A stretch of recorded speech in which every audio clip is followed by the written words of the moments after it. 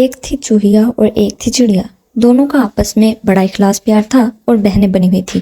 ایک روز صبح کو چڑیا نے کہا کہ چلو بہن چوہیا ذرا ہوا کھائیں۔ چوہیا نے کہا چلو ہم دونوں سہیلیاں مل کر چلیں ہوا کھانے۔ چڑیا تو اڑتی اڑتی جاتی تھی اور چوہیا پھدک پھدک کر چلتی جاتی تھی۔ رستے میں آیا ایک دریا، چڑیا اس دریا کے کنارے بیٹھ کر نہانے لگی۔ چڑیا نے کہا بہن چوہیا تم بھی منہ ہاتھ دھو لو۔ چوہیا جو اپنا منہ ہاتھ دھونے لگی تو دریا میں ڈوب گئی۔ چڑیا لگی رونے اور دعا مانگنے کہ یا اللہ میاں میری چوہیا بہن نکل آئیں، میں بیوی کے نام کا کنڈا دوں گی۔ چوہیا نکل آئی۔ آگے چلیں تو ایک ہاتھی جا رہا تھا، چوہیا اس کے پاؤں کے نیچے دب گئی۔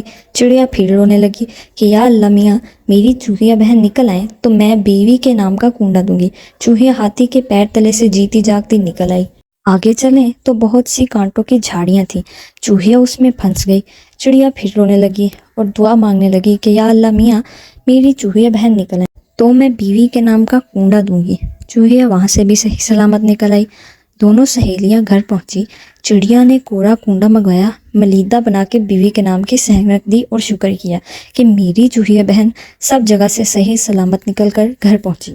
ایک روز چوہیا اور چڑیا میں لڑائی ہوئی۔ چڑیا بولی وہ دن بھول گئی جب دریاؤں میں ڈوب ڈوب جاتی تھی۔ چوہیا نے کہا تمہیں میری کیا پڑی، میں اپنا منہ ہاتھ دھلواتی۔ چڑیا نے کہا وہ دن بھول گئی جب ہاتھی کے پیر تلے دب دب جاتی تھی۔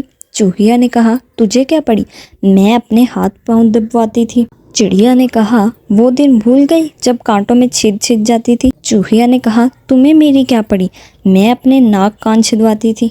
دوستو اس کہانی سے ہمیں یہ سبق ملتا ہے کہ بھلائی کا تو زمانہ ہی نہیں رہا۔